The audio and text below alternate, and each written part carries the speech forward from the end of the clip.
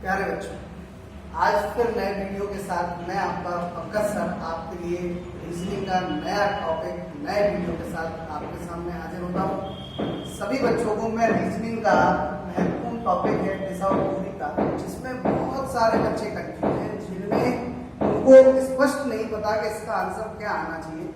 उसको मैं बहुत सरल और सुगम तरीके से आपको बताऊंगा। आपको मैं जीरो से शिखर तक ले जाऊंगा, ये मेरी गारंटी आपके साथ है। आप केवल इसको देखें, समझें और सोचें। देखिए, मैं आपको इसके बारे में थोड़ी सी जानकारी देता हूँ। जैसे अगर आप देखें तो जो दिशा दूरी चैप्टर होता है, इसके लिए दिशाएं मुख्य जो है वो 4 है। राइट हैंड में जो दिशा होती है उसको पूर्व बोलते हैं, लेफ्ट हैंड में जो दिशा होती है उसको पश्चिम बोलते हैं, और जो सिर के साइड दिशा होती है, लेफ्ट पे पश्चिम, राइट पे पूर्व, सिर पे उत्तर और पैर की साइड दक्षिण, ये 4 दिशाएं हैं। बेसिकली अगर देखा जाए तो दिशा दूरी में दिशाओं की संख्या 8 है। इसमें मिक्स दिशाएं होती हैं, जैसे इसको उत्तर पूर्व बोलेंगे, इसको उत्तर पश्चिम, इधर पे दक्षिण पश्चिम और इसको दक्षिण पूर्व। पर जो आपका क्वेश्चन दिया है उसमें जो आपको जरूरत होगी वो केवल इन 4 दिशाओं की होगी, पूरब, पश्चिम, उत्तर और दक्षिण। देखिए क्वेश्चन क्या है, पहले अपन इसके बारे में समझिए।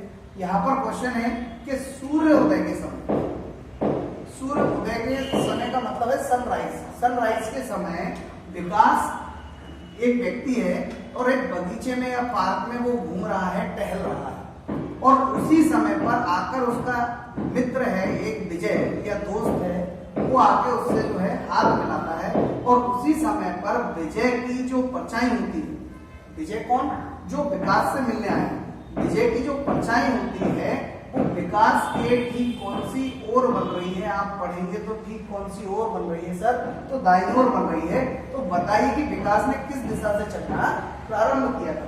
यहाँ पर इस वाली विधि के लिए अपन को 2 चीजें याद रखना है। देखो, पहला तो बेसिक। बेसिक क्या होता है, अगर मैं आपसे पूछूं किसी भी बच्चे से कि सूर्य किस दिशा से उदय होता है या सनराइज कब होता है, किस दिशा से होता है, तो आपका आंसर आएगा बोले सर पूर्व।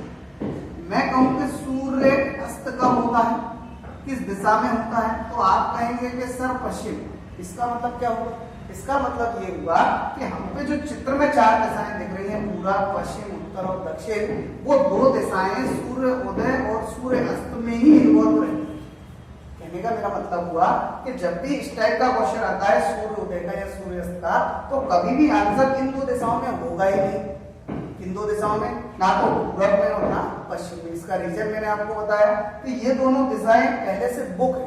बुक का मतलब सूर्य उदय पूर्व से होगा और सूर्य डूबता किस दिशा में है, पश्चिम में। अब होगा क्या, या तो इन क्वेश्चनों का आंसर उत्तर दिशा आया करेगा या इन क्वेश्चनों का आंसर दक्षिण दिशा आया करेगा। तो जैसे अगर मैं नियम की बात करूं तो हो सकता है उसको भूल जाओ, हो सकता है, पर अगर अपन बेसिक पकड़ लें तो इनको भूलने वाले नहीं। कैसे देखें, अगर मैं इस चित्र में बात करूं तो क्या पूर्व दिशा ये है, और आपका क्वेश्चन काय का है बताइए आप मेरे को, सूर्योदय का।